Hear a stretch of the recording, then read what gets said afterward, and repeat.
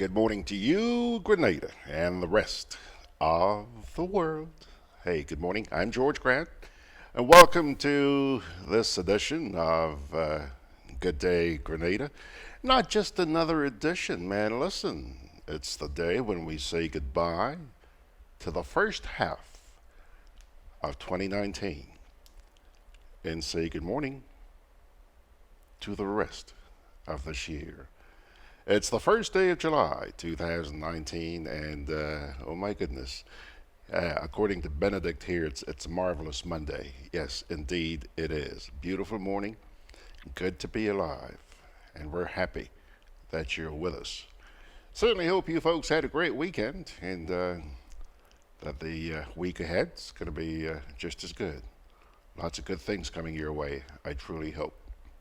Now, let's get into the rundown. We begin with, actually, I should tell you right off the bat that this morning, in addition to the national report, you are going to be seeing two excerpts from the program that we did yesterday. Boy, oh boy, I was tired after I got through that program yesterday afternoon. And yes, I did hope to spend the rest of the afternoon sleeping, but unfortunately, so many chores, never did get around to it. But one of the excerpts you're going to be hearing this morning will try to answer a question. Why many Caribbean immigrants don't fare well financially in the United States. Yeah. The gentleman is Mr. Dennis Charles. He's a financial consultant, and he's going to be sharing some insights, which I hope will be beneficial to you somewhere along the way. Then, of course, right after that, we have the national report from the GIS. And then we get to the grand finale. Yeah, only 3 segments this morning. The grand finale, Grenlec versus the government of Grenada. You know, I'm sure that a lot of you out there have your eyes wide open as to where this mediation is going. A couple of weeks ago, mediation was held in Washington where government and Grenlec appeared before exit.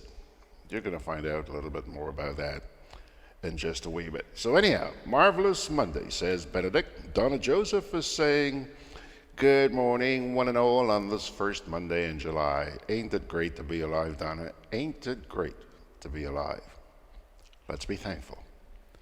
Ashton Fletcher is saying, happy July to all the wonderful citizens of Grenada, and to you too, Gigi. And of course, good old Kippy is sending God's blessings to everyone. Always appreciate that. Always, always appreciate that. Now, let's get down to business. Many Grenadians, from time to time, have migrated to places like the United States and others in search of greener pastures. However, more often than not, their hopes are dashed, and they quickly learn. Their hopes are dashed, and they quickly turn to extricating themselves. No. Forgive me. I'm a little bit dizzy this morning. Just bear with me, okay? Their hopes are dashed, and they quickly learn, extricating themselves from the financial morass they left in their homeland may not be as simple as taking the leap they took into uncharted territory. Much of it has to do with the mindset which they brought along with them and the failure to adjust to the American way of accumulating wealth.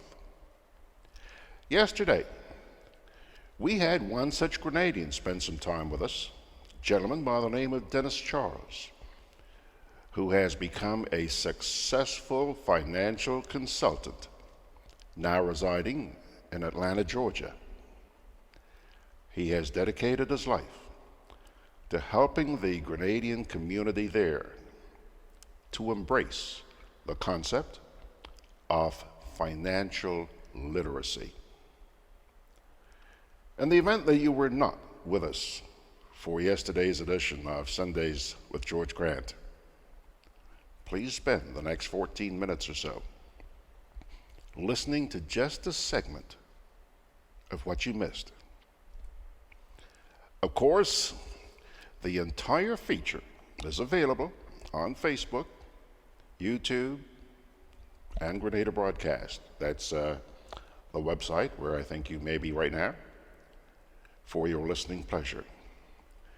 But here is just a tease. We all travel from different islands coming here to the United States, or maybe England, Canada, wherever it is we may go, seeking greener pastures. But the reality of it is not as easy as a lot of people think.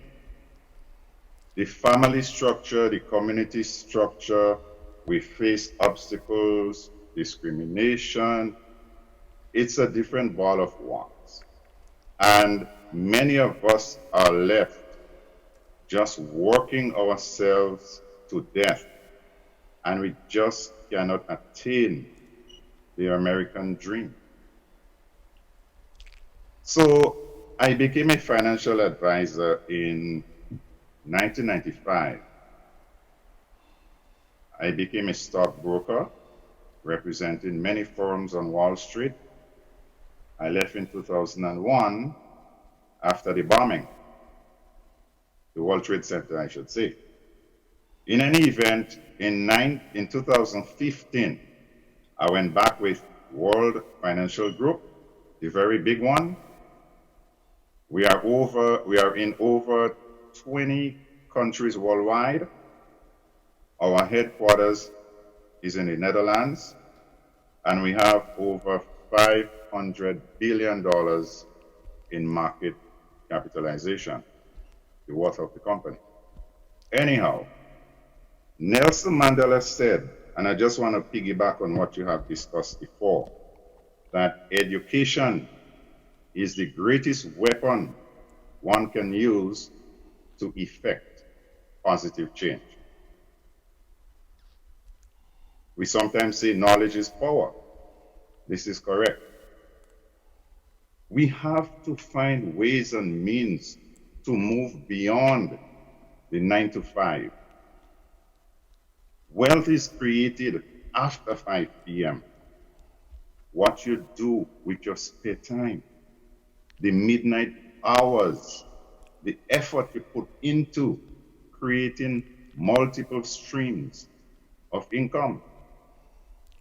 We tend to believe that you go to school, you get a degree or a certificate in something, get a job, marry, settle down, move into the suburbs, 2 children, and a nice car, and you are in the middle class. That is not so. It is not the case. 80% of us Americans, and I'll start with Americans, 80% of us make the mistake of wasting our resources. We deposit our monies that we work hard for in a bank account. Most of the time we're getting 0 point something interest on it. 0. So you want to work 10, 15, 20, 40 years and then retire happily after at age 60, 65, and you put 100,000 or whatever it is in the bank for 10, 20, 30, 40 years at 0.125 or 0, whatever it is, Jesus Christ would come twice and go back, and you're still going to die broke. It doesn't work that way. But we don't know. And a lot of us don't know that we don't know. Some of us in the middle class, let's say 15%, we might invest in a little CD, maybe some stocks, mutual fund, or maybe some corporate bond. We get a little something. But the minute you touch that money, you pay tax on it. It is called tax later. The wealthy people, those who invest their money to create wealth and not just park their money to create, well, dust, they put their money in Roth IRAs. They create a diversified portfolio. Now, you ask any regular West Indian, Grenadian, Trinidadian person to describe their portfolio for you. They don't know what you're talking about. Not a clue. We are programmed to take our hard-earned money, either stuff it below the mattress, or maybe stuff it in a bank account, collecting dust, nothing at all, wasting time. The wealthy few, which is the 5%ers, the rich people, they put their money in an index annuity where it is protected against downturns. And I'll explain what that means, okay? Let's suppose you take $500,000, or you could contribute on a monthly basis, $400, $500, $600 a month, whatever it is you could afford, $250, whatever it is you can afford.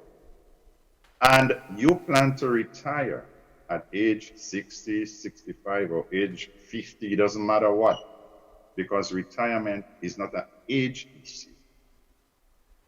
Retirement is a money issue, quote unquote. That money that you deposit in a Roth IRA, it is paid into that account after taxes.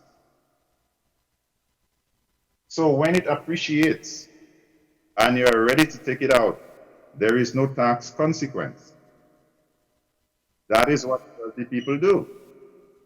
Also, it comes with living benefits. It means that if something should happen to you and you need some emergency funds, you can take that money out tax-free and you don't even have to pay it back, right? You also have something called a 529 plan, where you put aside some money for your kids for the college education. 529 plan. So we don't saddle our children with $60,000, $70,000, $80,000 after they leave school, facing that big mountain of debt. 529 plan. Those are the things the wealthy people do because they employ the services of somebody like me to sit on the kitchen table and explain to them. We don't have that culture. We don't come from that. Now, in the black community, and I'm talking about West Indian, Black American, Black African, whatever name you want to call that, okay? The most important commodity, the center of attraction, is the church. Let me repeat. The church is the most dominant entity in our community. In the white community, what makes sense to them, what is most important to a white family, is their investment portfolio. So we as black folks, poor folks, we gravitate to our pastor or preacher. Now the white folks, and I'm not knocking anybody, but the white folks, they have the financial advisor on speed dial. How did my investment go? The price of gold is over $1,000 a share. I want to invest in cryptocurrency. Okay? How is that Bitcoin thing going? But for us, it is the church and the pastor. So when you look back historically, we can see where that problem originated from, the mentality. We were told that money is the root of all evil. Okay? We were told that it is easier for a camel to pass through the eye of a needle than for a rich man to go to heaven. But on Saturday, when you go to church, they pass that offering plate a few times to collect the same evil money. You know, and we had to give it to the Lord. And the more we give, the more blessings we get, and then a big crown when we go to heaven. There is so much that we have to change our mindset. We have to create a wealth consciousness as opposed to a poverty consciousness. And let me just say, no man has ever become wealthy working for somebody else. None. You could work 9 days a week. You're still not going to get wealthy. Because wealth is only created by two things. Wealth is created by investment and by ownership. That's it. You own intellectual property, right? You invent some idea, it came to your head, you get royalty or whatever dues on it for the rest of your life. You could will it to your children and so forth. That is wealth. Or you invest in something and it appreciates over time, so you create what is called passive income. That is wealth. But as we as West Indian do, 10 jobs if you get a chance in a day, suffering with high blood pressure, hypertension, all kind of diseases, all kind of problems, we don't rest because we fight in poverty. We're struggling. We don't spend the time necessary with our children, you know, with ourselves. We don't improve. Hustling like that, dollar van, whatever. I did it. I drove taxi in Brooklyn. I had a full-time job and I still was going to school. But after that, what happens to you? High blood pressure, stroke, you know, you name it. That is the wrong idea, the wrong approach. So what is really killing us is the job mentality. And by job, I mean just over broke, J-O-B. So folks leaving the islands, coming here to America or Canada, England, wherever it is, looking for a job, try to get an opportunity instead. Invest, learn, invent, come up with some idea, intellectual property, create passive income and multiple streams of income. Many of us think that getting a pension, or maybe depending on where you work, you have a little 401k plan, the employer contribute 50% or whatever it is, and we set. That is a joke. The cost of living doubles every 20 years. And let's say you as the breadwinner, you were to suffer some catastrophic, event as a breadwinner, leaving your family behind, it takes 10 years for that family to recover. 10 years. Just imagine what would happen to your children And if you have your parents that depend on you too, just imagine what would happen to them.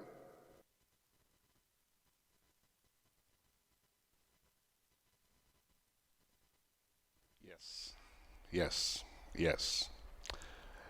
That's an excerpt from yesterday's edition of Sundays with George Grant. Now, there are a couple of comments there I want to share with you because I think that they are both right on the money. Let me start with Benedict. Benedict says, that financial piece yesterday was a good infomercial, like a long commercial, okay? I beg you to place a disclaimer on this piece. I could explain some of the misstatements and generalizations that were made yesterday. I urge all wishing to invest to do their research before investing. Research the companies and the advisors before handing over your hard-earned money. Excellent advice, Benedict. He goes on to say, a Roth IRA is not for everyone. Here's another comment from him that just came in as I'm speaking to you right now. My problem with the presentation was the fact that only the upside was presented and none of the downside risk involved. There were statements made that if the correct person heard this, could lead the company into hot water. Do not get me wrong. We need investment information. Benedict, while you were listening to that stuff, so was I. And I made a couple of notes here which I want to share with you. First of all, you're correct about a lot of things that you've said. But you're calling on me to put a disclaimer on the piece. Benedict, if I did that, I would have to do the same with you. A disclaimer every time I read one of your comments. I would also have to put a disclaimer every time I do what I'm going to do in just a minute. Play the GIS report. They're all infomercials. Stop and think. Stop and think. Your opinion is just as valuable as his and theirs at the GIS. Stop and think.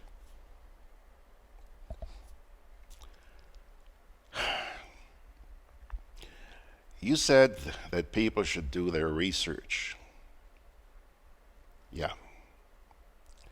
Thank you for making that suggestion. But remember how well you research the GIS pieces that I play on this program. Stop and think. One of the comments you just made here in that last little piece. It says here, my problem with the presentation was the fact that only the upside was presented and none of the downside risks involved. Benedict, watch the GIS. You'll see that, yeah, I'm not saying don't criticize the GIS. There's a heck of a lot to criticize about. But if you're going to be fair, you will also admit that there are good things that we see in the GIS report. Be fair. Be fair. My friend, thank you for your comments.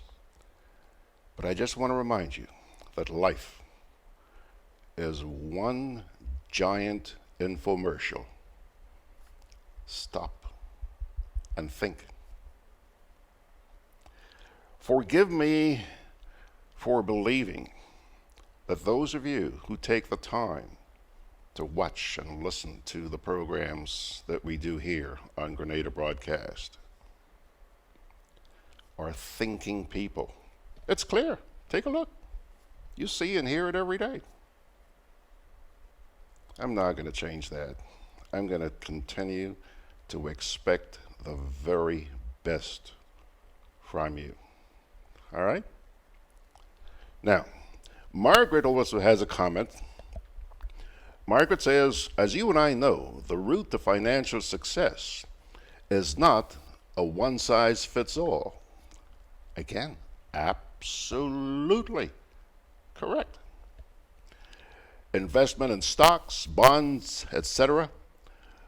also have a lot to do with an individual's tolerance for risk. Thanks, Mags. Thanks. Always opening eyes. Another note that just came in here from Anthea. Anthea says, let me just add my humble 2 cents. Not one just jump into investment without consulting.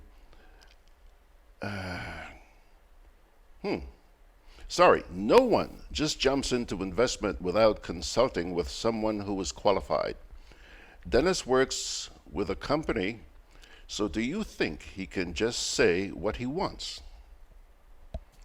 Benedict is responding here by saying, but George, your disclaimer on the GISP is there every time you play them. I'm not attacking Mr. Charles.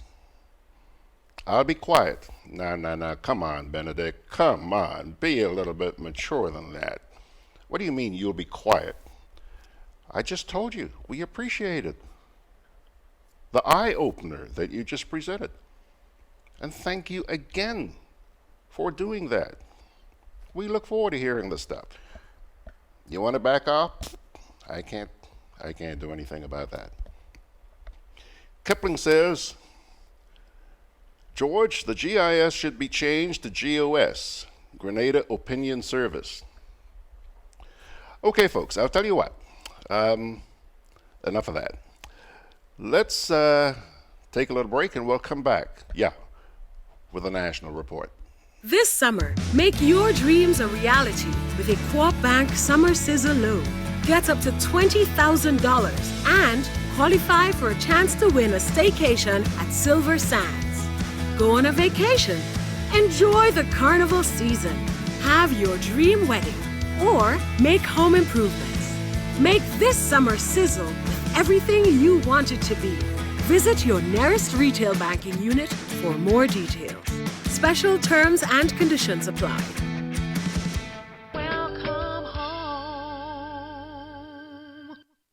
Conveniently located in the Grand Shopping Center, for over 40 years, Food Fair has provided quality service at affordable prices. Now, grocery shopping is made easier and more convenient from the Food Fair web store. Hey, babe. Listen, I need you to go down to Food Fair to get some groceries. All right, no problem. Everything Right away. you want Thanks, it to babe. be.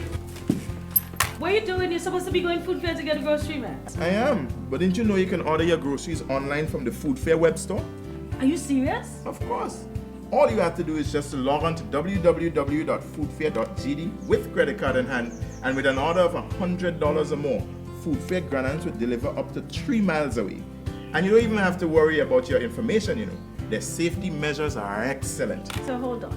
You just order online and Food Fair will deliver to you? Yep, Oh, baby, better hurry up and order, man. I already did. They should be here any minute now. Enjoy easy online shopping anytime from your home or office from the Food Fair web store.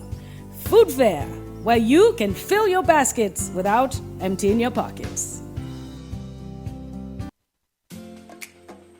Juve chocolates, cocoa nibs, and cocoa balls from Diamond Estate Grenada are now available at Amazon.com, Amazon.ca, Amazon.co.uk, and GrenadaMarket.com. Try the sensational touch of nutmeg and a touch of ginger chocolates, 75% dark and rich, 100% pure cocoa, and their 60% dark and sweet chocolate bars today. Amazon Prime members enjoy free shipping on these orders in the USA, Canada, and Europe. GrenadaMarket.com.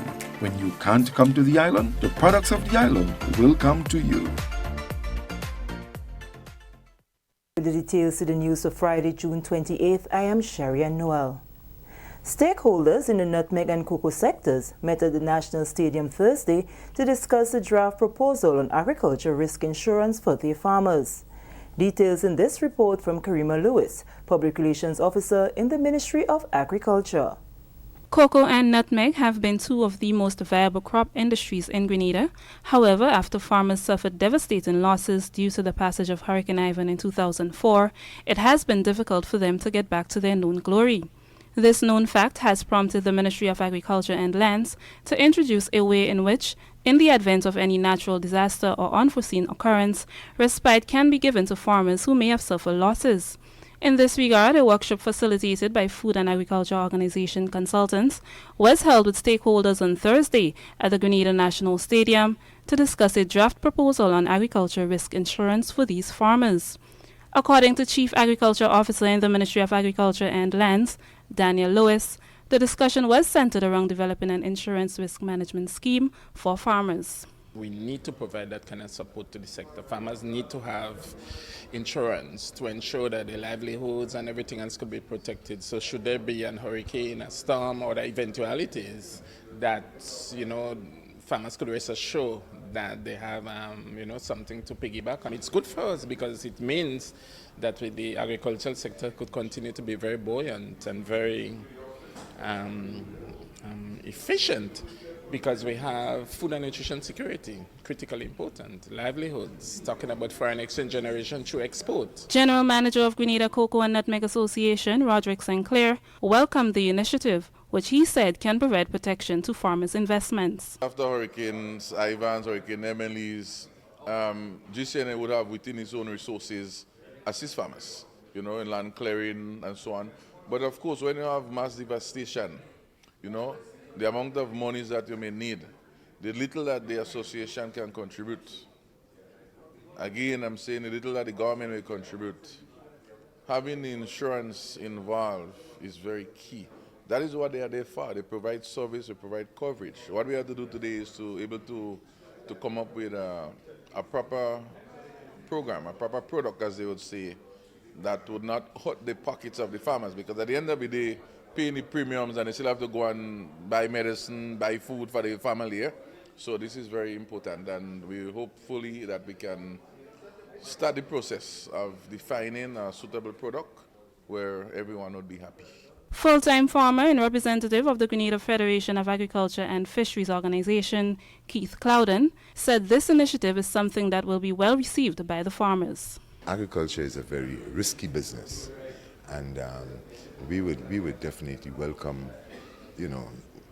as speedily as possible, putting in place a crop insurance that would cover, in the first instance, the cocoa people and the nutmeg farmers. We are here to make our contribution and to look after the interests of those who are not here, with a view to coming up with some possibility of some kind of compensation, because in the past we have depended to some extent on government to offset these types of losses through natural disaster, but we too as farmers are prepared to make our direct contribution to resolving these issues. Farmers representative in the Senate, Dunstan Campbell, was also receptive to the proposed initiative. Given our situation where we have so many small farmers that depend on agriculture for a livelihood, disasters or events that can destroy the crop would obviously affect the livelihood.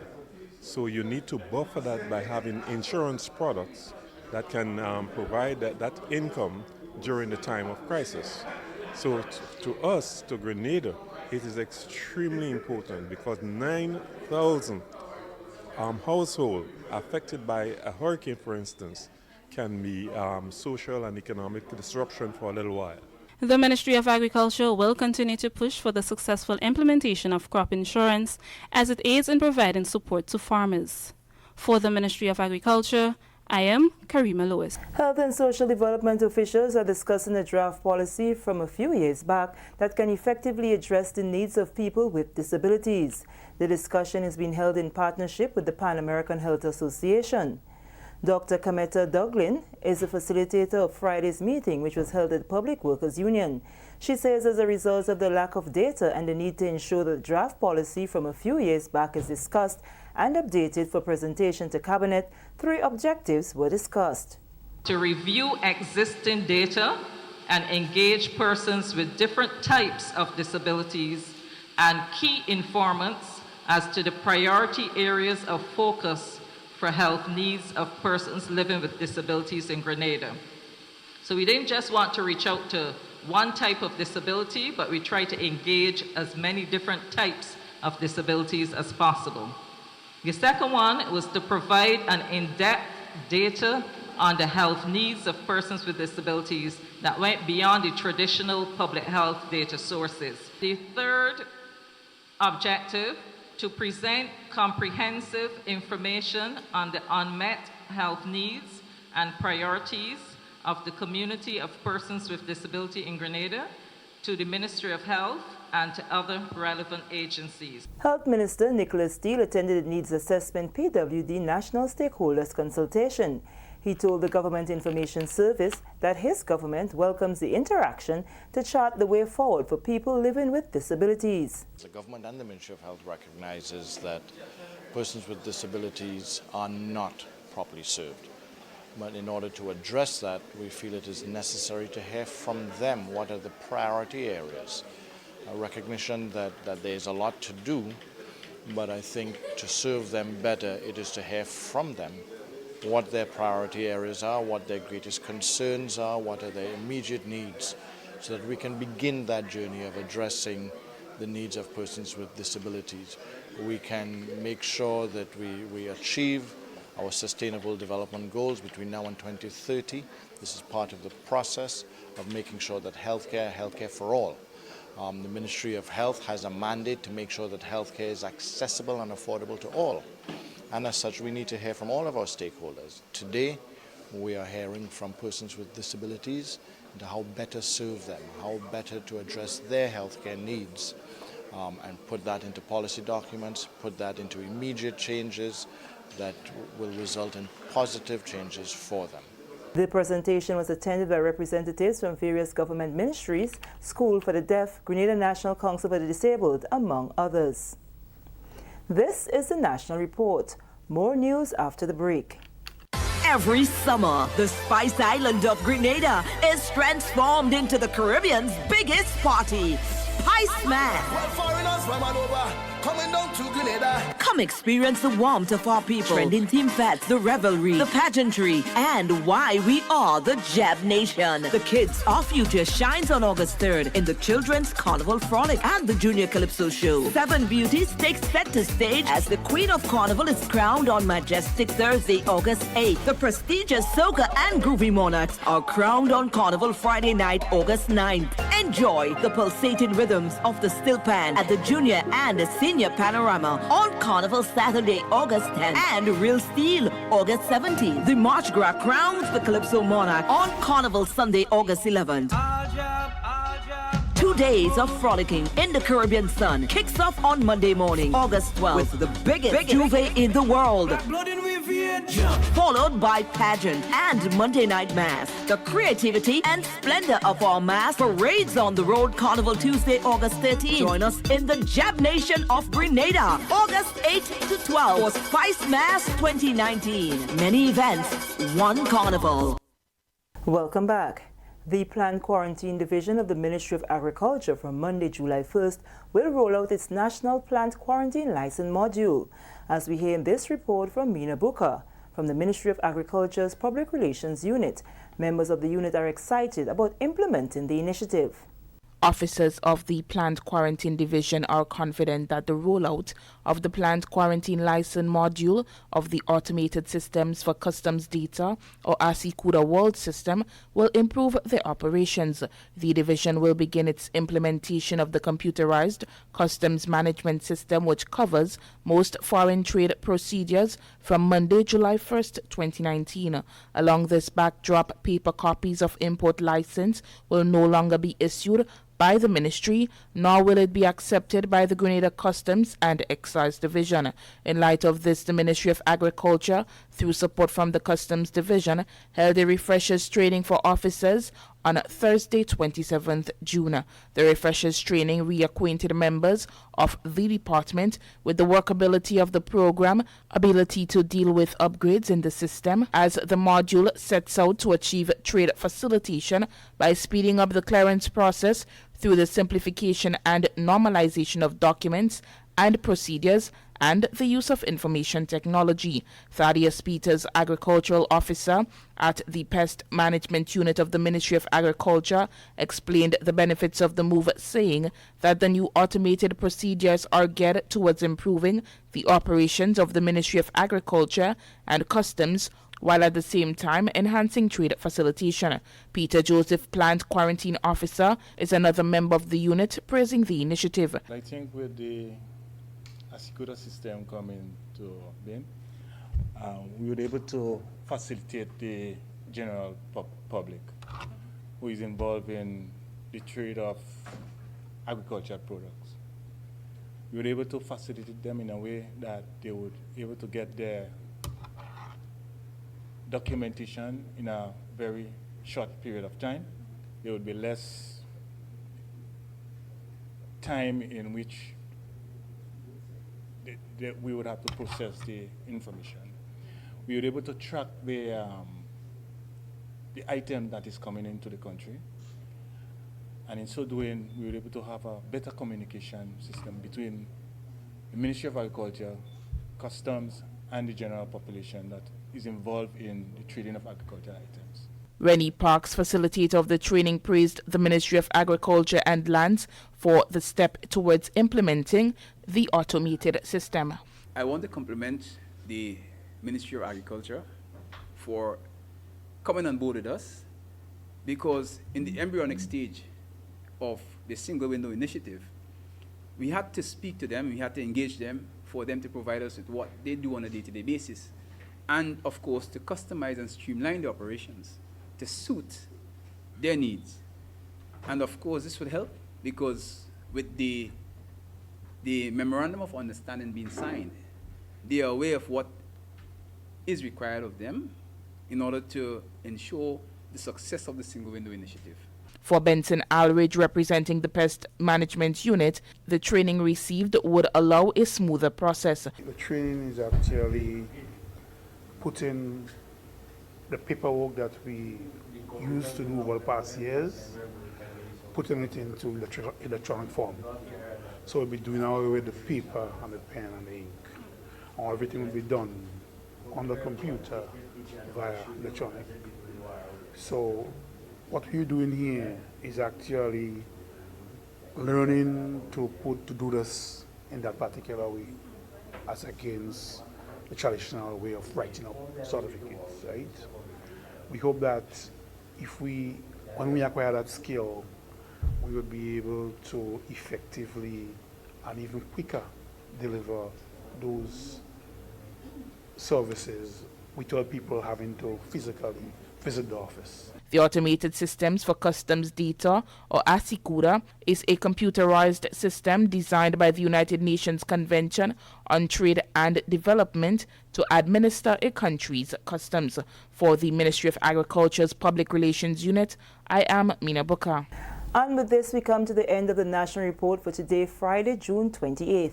On behalf of the entire news production team, I'm Sherry and Noel, thanking you for viewing.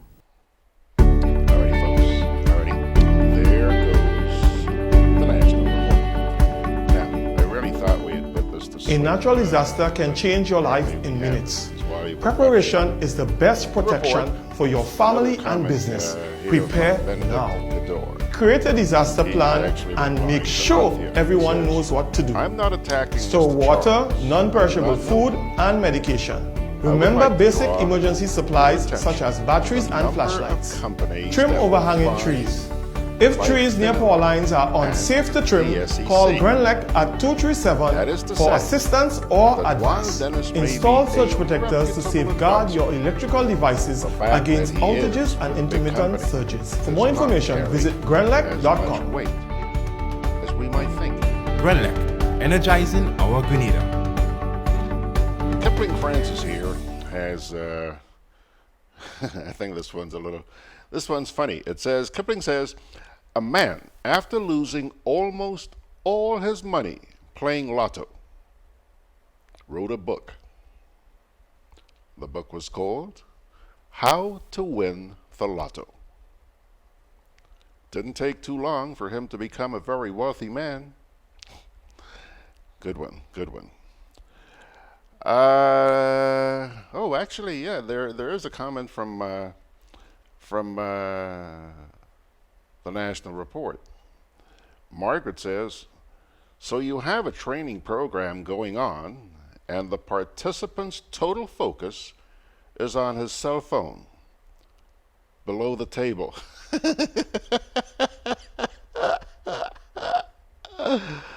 Oh, Mags, oh, Mags, oh, Mags. No wonder why we day, how we day. Ah, yes, yes. Oh, Margaret, Margaret, Margaret, Margaret, Margaret, Margaret.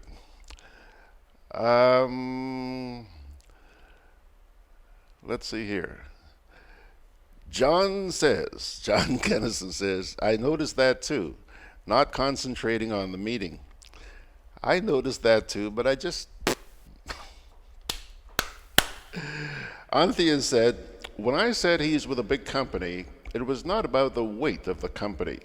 It is more about having to follow the guidelines and policy and procedures of the company. He did not just get up one day and said he's qualified to offer financial advice. In all things, one has to be cautious, even when you buy lottery tickets. I'm just saying. Yes. Anthea, thank you. Thank you. Folks, let's put this one to rest. Now, let me say this. I'm giving you a little heads up here that the program is going to run quite a bit over time this morning, because that piece that I have from Claudette Joseph coming up next runs for about a half an hour or so, okay? But I did feel that it was important enough that we carry on the dialogue that we were about the Dennis Charles piece. All right. Now, we're going to take a little break here, and we're going to come back.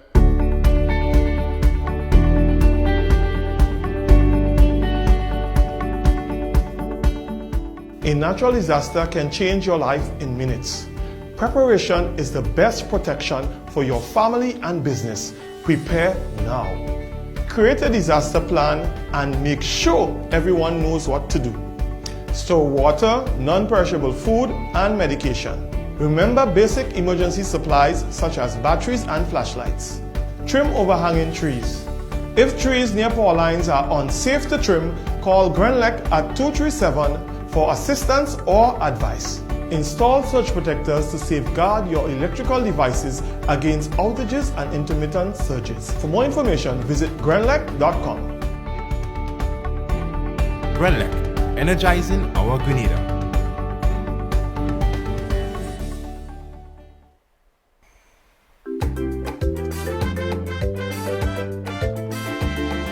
Grenadian General Insurance Company, strength and stability. Grenadian General Insurance Company, tell your friends, tell your family. We cover householders comprehensive, motor and even fire too. Contractors all risk burglary, public liability, professional indemnity, directors liability, and wait, we still have more. Come and find out more what you're waiting for. We are located on Scott Street, St. George's. For more information, call 440-2434. Tell everybody. Alrighty, folks, for several years now, the government of Grenada has been a thorn in the side of our lone electricity supplier, Grenlec. And it has reached the point where Grenlec has just about had it. They have hauled the government of Grenada into the International Center for the Settlement of Investment Disputes, better known as ICSID, They are a World Bank arbitration mechanism for resolving disputes that may arise between states and foreign investors. A local attorney, Claudette Joseph, has developed an obsession with the relationship between the two parties and has been sharing her research findings with the Grenadian people, including during a visit to Grenada Broadcast yesterday. Now, sit back, listen, learn, and marvel. I like when I speak, I like to ensure that I speak the truth, that I am objective, that I give credit where it's due, and I chastise where that is due as well. Sure.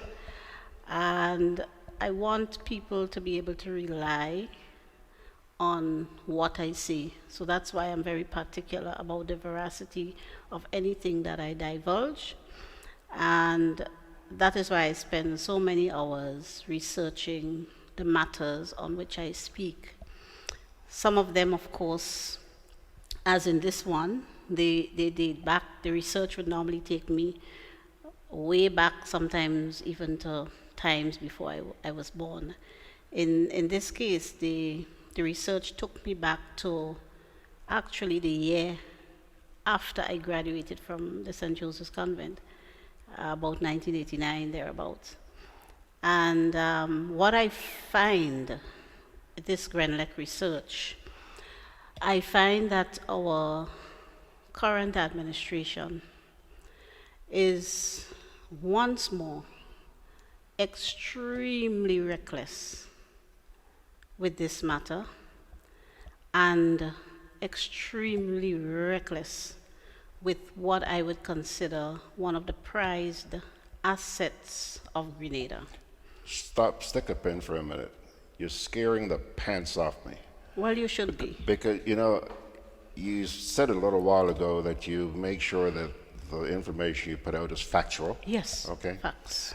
And Claudette, if that is the case, when I read the last two pieces that you wrote. Yes, that's the NDC heartbeat. The NDC heartbeat. Claudette, that is scary, scary stuff. All true. Because it means that we are up a creek without a paddle. Indeed. Indeed. And one of the things that was not mentioned in any of the articles, and that I think I was remiss in not mentioning. I would disclose to viewers and listeners that the last two heartbeat columns, I wrote them, having done the research and considering it topical because on May 3rd, the High Court in Grenada delivered its first ruling in relation to the dispute between Grenlec and government of Grenada. And during the course of last week, the arbitration before ICSID in Washington, that was heard, and the decision reserved.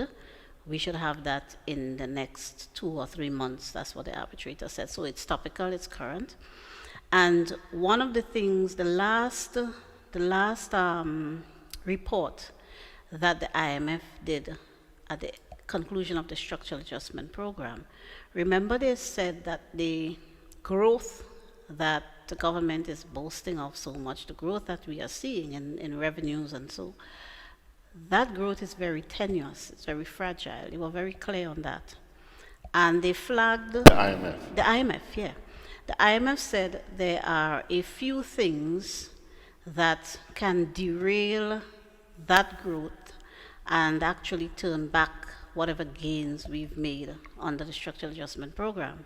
And one of the things they flagged is the outcome of the dispute between government of Grenada and Grenlec, depending on how that, turns out.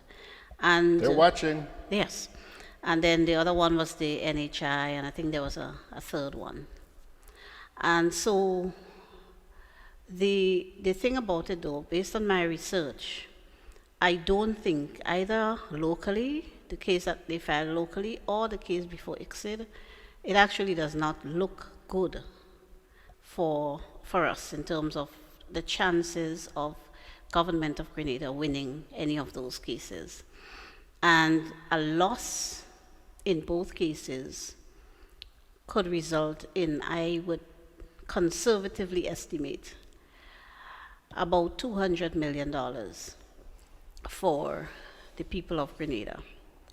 Now, there's another aspect of this thing that I find baffling, and that is Grenadians, ordinary Grenadians, actually own half of Grenlec. When the sale took place in September 1994, the then government of Sir Nicholas Braffett only sold half of the shares in Grenlec. The other half remains the property of the people of Grenada, in that the government owns 10% in its own right, government of Grenada. The National Insurance Scheme owns 11%, and that's Grenada again because NIS belongs to us. And then ordinary private citizens of Grenada own 29%. And I was commenting to a friend only yesterday, saying, I don't understand why the Grenadians who own shares in Grenlec have not formed themselves into something similar like what the BICO shareholders did when they formed BARCOL, so that they could speak with one voice. Because here you have a government behaving utterly recklessly in relation to an asset, where the ordinary citizens have shares to the extent of 29%, and the public in total have shares to the extent of another 21%. You put that together, that's 50%. And the shareholders, the local shareholders, are just sitting by silently and letting the same people who wrecked Grenlec to the point where it was not a profitable entity and government had to sell 50%, the same individuals, George.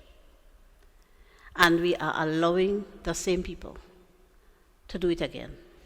There is some sort of paralysis that has descended upon the people of Yes, Grenada. we need our, and I think it's a combination of things. I think it's also, and I've taken a long time to come to this point because I'm a natural skeptic, but I believe it's also spiritual. I can't imagine how people could just be so in the face of so many different issues. You're just hearing the same few voices. Look at what happened with the oil and gas sector. You know, there are so many things, and the CBI, we don't know what's happening there. It's just crazy. There's an investigation going on into the operations of MNIB for the last, from 2013 come forward. In fact, Prime Minister was very clear when he spoke publicly. He said, we're not investigating any time before 2012 because we don't have any problem there. Well, you remember who was in office up to that time, right? So he's admitting it is under his watch the issues occurred in MNIB. He said so publicly. Yeah. And that has been swept. It's quiet. There's no reporting. We don't know. There's an investigation. Prime Minister said there was going to be an investigation under the in relation to the shrimp farm. You know, we in the NDC spoke some of it, but nobody is saying anything. The religious community is not speaking. The civil society is not speaking. The Chamber of Commerce, all of these matters affect business and industry and so in the country. They are not speaking.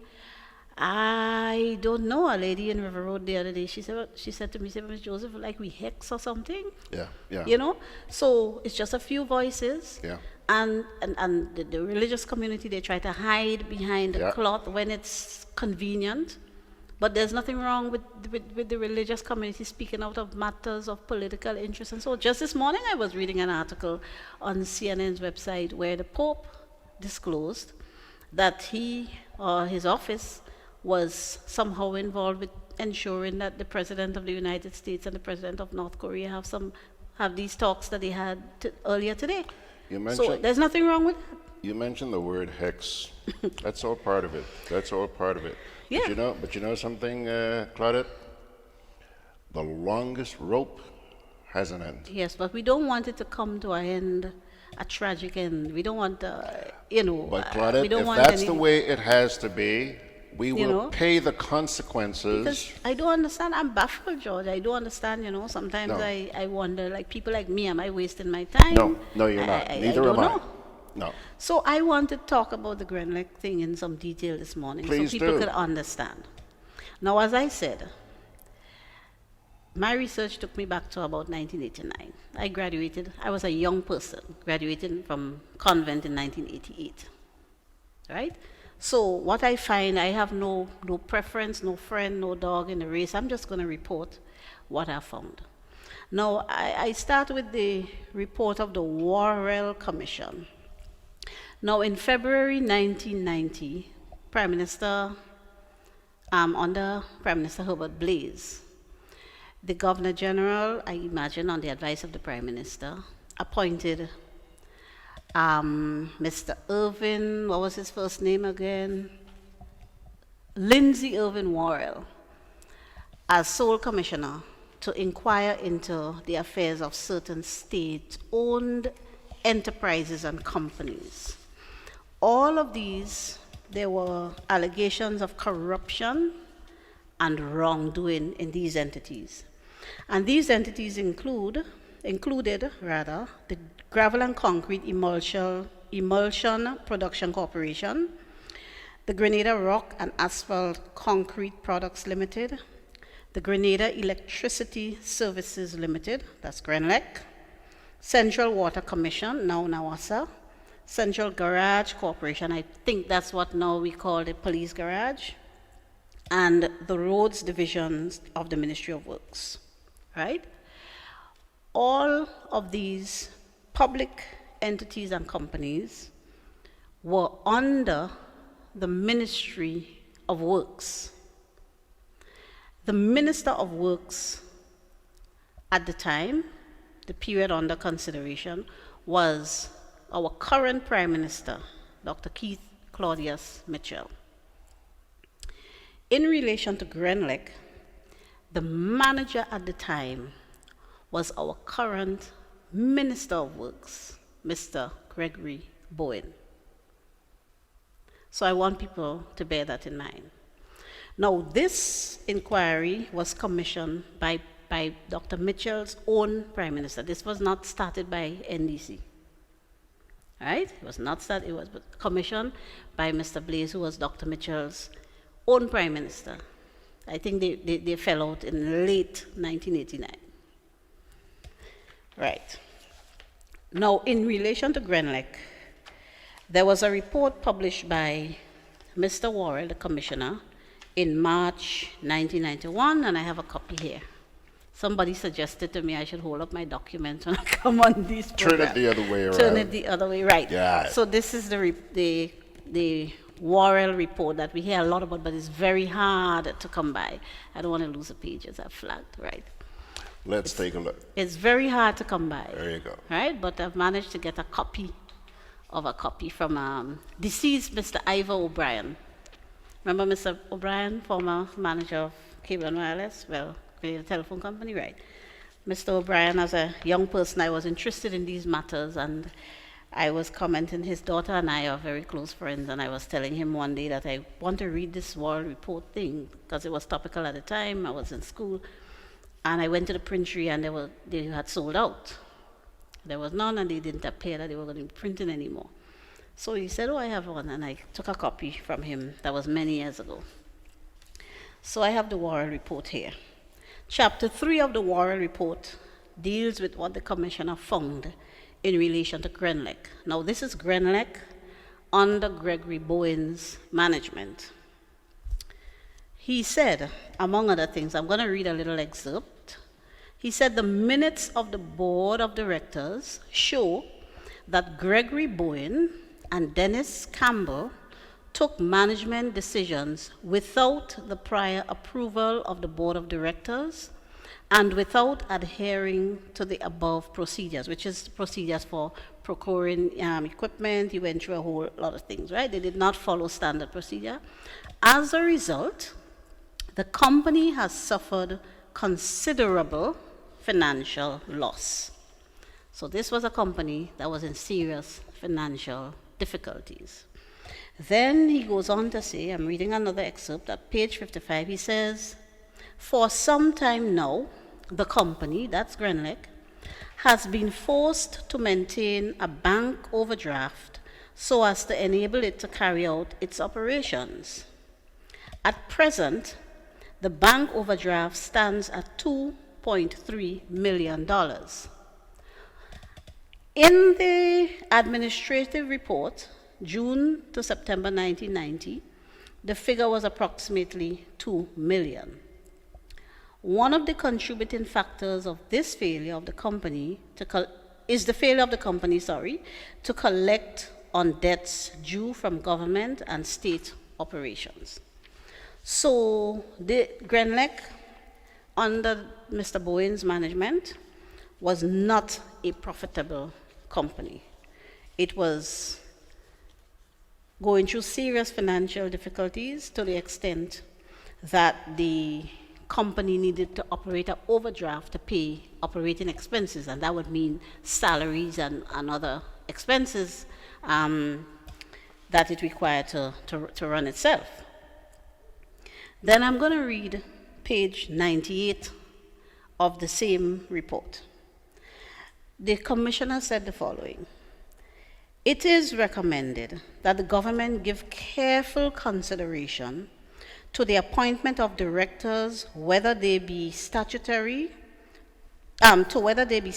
boards or of companies in which government has an interest, having regard to the authority which is vested in these persons and the responsibilities attaching to such offices. So he's saying in future government must find suitable persons to hold these positions.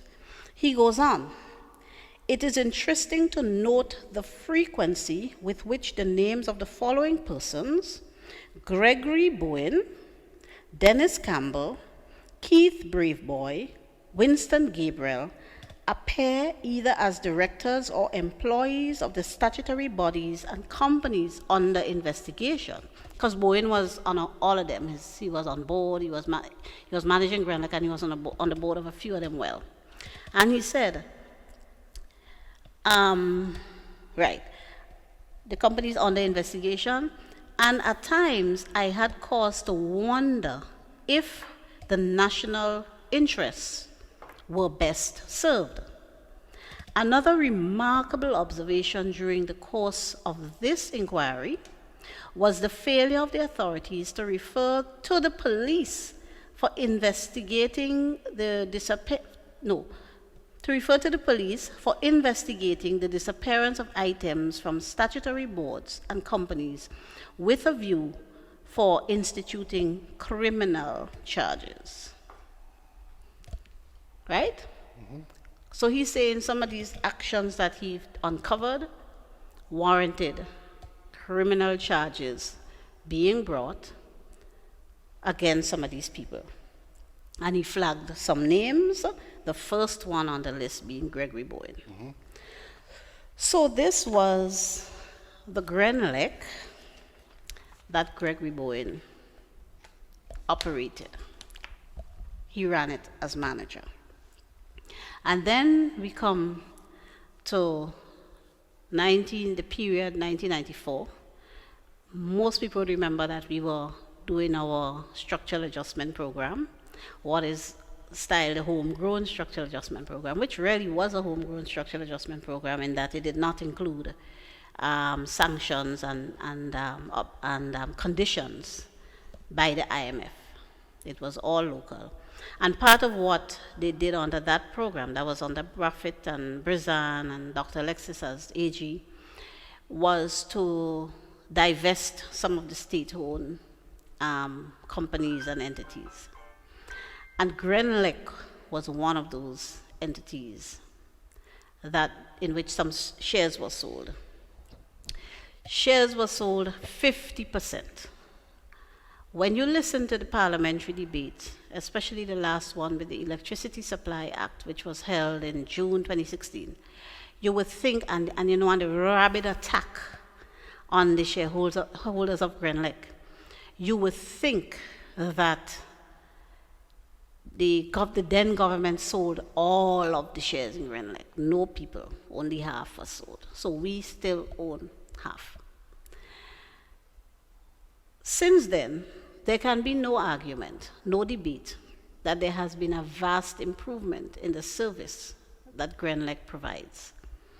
Under Gregory Bowen's management, those of us who remember, we had regular load shedding and blackouts. The young people today probably wouldn't even know what I mean when I say load shedding. They probably wouldn't be familiar with the term load shedding and blackout, right? Because it doesn't happen anymore. We also have a situation where all shareholders, including Government of Grenada and the people of Grenada, get dividend on their investment. Grenlec pays dividend regularly to its shareholders because it is now a profitable company.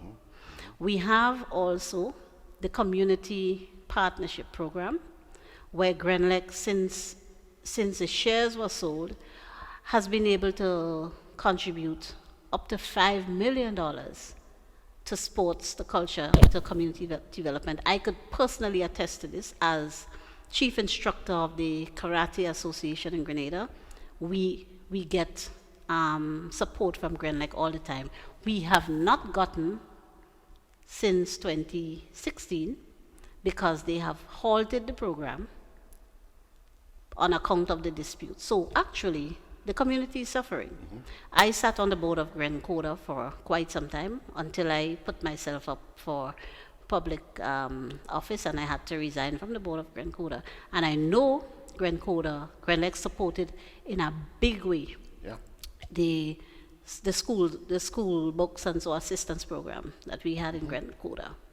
And of course, we know about the Grenlec debate and what they do. So a lot of the profits of Grenlec went back into the community. Right? And so we had a situation where the government decided they're going to sell some of the shares. There was a negotiating team, I believe headed by Ms. Joan Purcell. That's what my research shows. And it was determined that half of the shares in Grenlec will be sold for $30 million. The agreement was reached in September 1994. If people remember, there was an election in June 1995. And so all of this was happening during a campaign season. And Dr. Mitchell was campaigning on the basis that the deal struck to sell the shares for $30 million was a bad deal, that we could get more for it, that if he wins, he will do it over. It was the Grenlec sale and the income tax. That's what he campaigned on and won.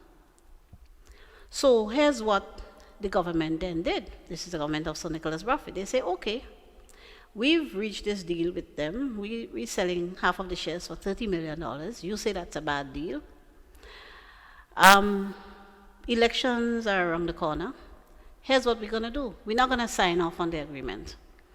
We're not going to bring into force the new Electricity Supply Act. We're not going to do anything more on this deal until after the elections. In that way, if you win the elections, you can do as you promise. Go and renegotiate it, and hopefully you'll get something better for the people. So the government, the NDC government, then put everything on hold, did not bring the Electricity Supply Act into force, did not conclude the agreement. Elections occurred, Dr. Mitchell won, and he went to Parliament and got parliamentary approval to renegotiate the deal. I have here an excerpt from the parliamentary debates. This is debate in the Senate, dated 4th February 1997. And this is where I started realizing how utterly deceptive and dishonest the government has been about this whole thing.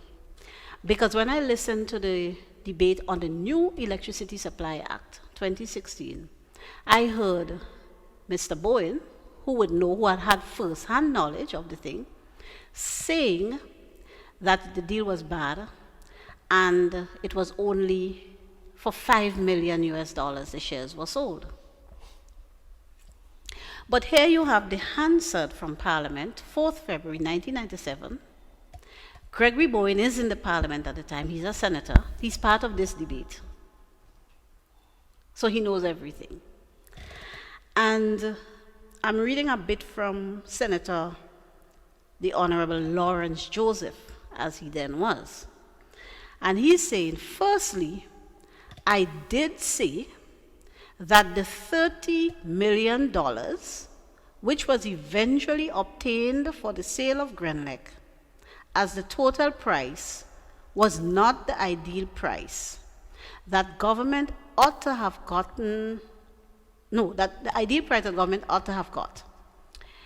There were other valuations that gave up to $60 million. So this is Senator Lawrence Joseph saying confirming in the Parliament that the sale was for $30 million. Not 5, as 15 of them stood up in the Parliament in June 2016 and lied to the people. And it is important because young people don't know. I would not have known that he was lying if I didn't go and do the research and found the parliamentary Hansard, the debate that he participated in, which confirms that the sale was for $30 million, not 5. And Senator Joseph is saying, look, there are valuations, there are other valuations out there that said the government could have gotten up to $60 million for these shares. So at the end of the day, the motion was put. Sure. And this is how the Senate voted. The motion was for, let me read the motion to the people of Grenada. Motion, be it resolved that this Honorable House expresses its concern about the findings of the Commission relating in particular to the sale of Grenlec. Let me back up. Before this motion was tabled in Parliament, government, that's Dr. Mitchell's government, had commissioned an inquiry into the sale because they were sure that it was bad and some hanky-panky went on. They accused the people who negotiated the deal, that's Ms. Joan Purcell and Laurie Wilson and so, of pocketing some of the money, of getting a kickback of about $2 million. And this money was nowhere to be found. It turns out that Dr. Mitchell's commissioner, I think it was Garvey Lewison, did his research, did his inquiry, and found that there was no wrongdoing by these people who negotiated the deal. That the $2 million that they were accused of pocketing was actually sitting in a Government of Grenada bank account at NCB Bank. So they wasted, as one Calypsonian said in a Calypso, they spent $5 million on this inquiry to find 2. Right? And it was right there all the time. They could not believe that Ms. Purcell and so will do a deal like that, negotiate with these people for a sale for $30 million and they ain't take nothing for themselves. Right? So the commission that this resolution is referring to here is that commission. So it says, be it resolved that this House expresses its concern about the findings of the commission relating in particular to the sale of Grenlec, and that this House endorses the decision of the government to take early steps to ensure that the terms of the sale of shares in the Grenada Electricity Services Limited, negotiated by the immediate past administration, are renegotiated by this government in the best interest of the government and people of Grenada. So to me, that's the first evidence.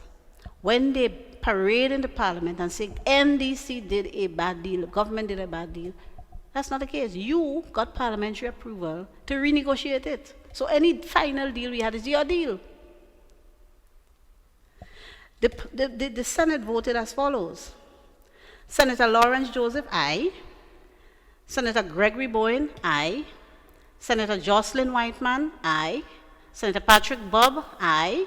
Roger Radix, aye. Elvin Nimrod, aye. Carlisle Glean, no. Livingston Nelson, abstain. Ann Peters, absent. Dudley Andrew, absent. Justin Francis, aye. Chester Humphrey, most definitely aye.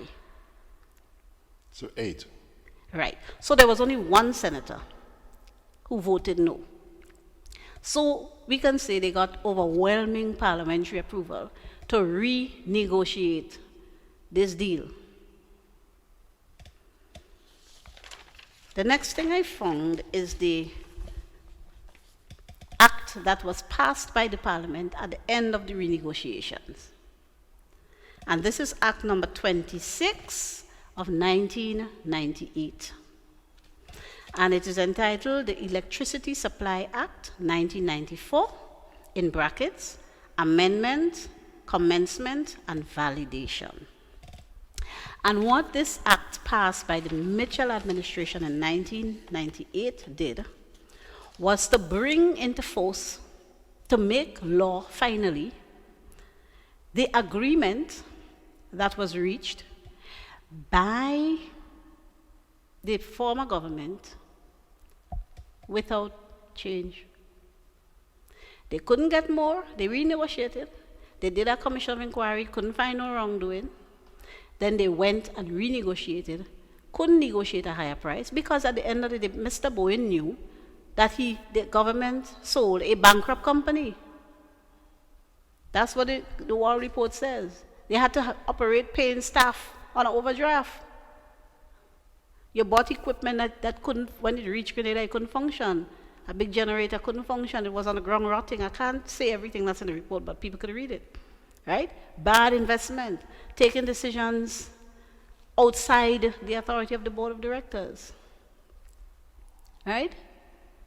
So they went to Parliament and they passed the same Electricity Supply Act that the prior government had finalized and set down there when they started making noise. Nothing changed. And you know what's worse? You know what happened? They backdated the implementation of the act to 4th October 1994. It backdated. So just as Dr. Alexis and his legal team and Sir Nicholas Buffett and so left the Supply Act there, that's just how the NNP government brought it into force. There was nothing to change, nothing to add. So ultimately, and of course this same agreement, so ultimately this was a deal struck by Dr. Mitchell's government, and Gregory Bowen then was the Minister of Works. Now, part of the issue that Mr. Bowen has with Grenlec is that when the new shareholders came in, he was manager, and from the War report we know he was not a good manager. And so he did not last long under the new management. And there is some ongoing friction, some ongoing tension, a lot of acrimony between him and the guys who bought the shares. That's Mr. Nigel Waddell and Bob Blanchard and these guys. Because, of course, his style of management is not commensurate with the Grenlec we know today. And what they wanted to bring to Grenada is a Grenlec we know today, where you could have most of your appliances and so in your house running on electricity because you're not afraid that the current is going to go every minute or that they're going to burn your equipment. Right? You're talking about a high efficiency. There's no doubt about that. Right? You're talking about a company where shareholders actually get returns on the investment in the form of dividend. So I don't understand why these people insist on attacking an investor that has proven its worth. Well, there isn't a whole lot more to be said. Yeah, it's going to be interesting to see how ICSID decides. I understand that report could be about 3 or 4 months away. We'll wait and see what happens. In the meantime, Grenada, I do pray, I ask you to pray that whatever the judgment, it will be in the best interest of this country. Yeah. Quick break, my dear friends, and we'll come back, wrap it up. It's good to be early.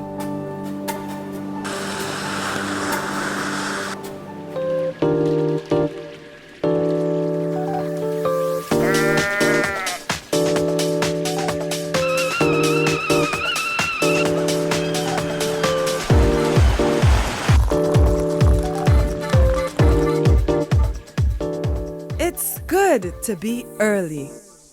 Pay your Grenlec bill on time.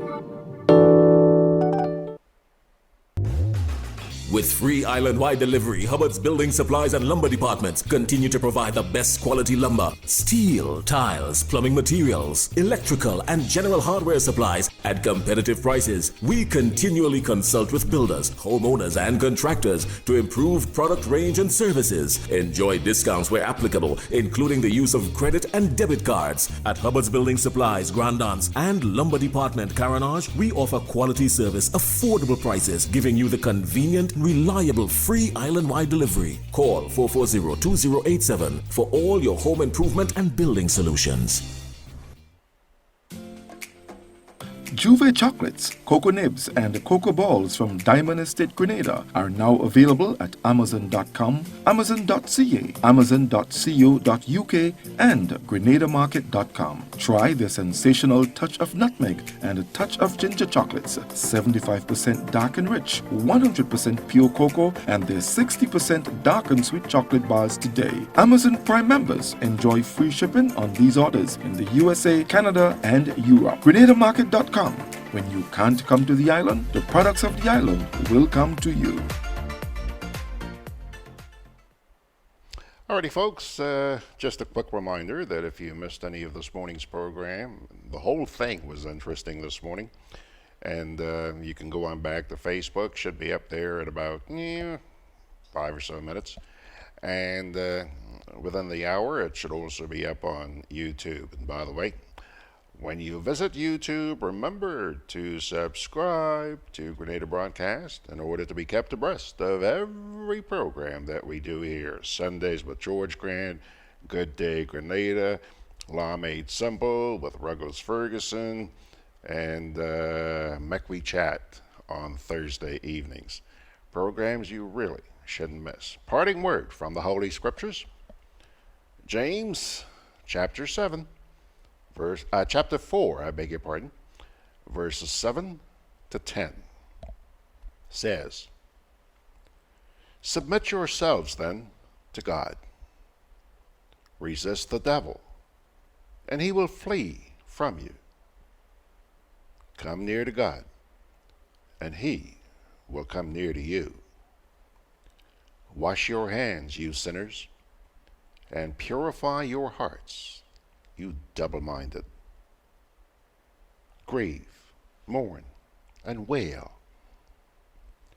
Change your laughter to mourning, and your joy to gloom.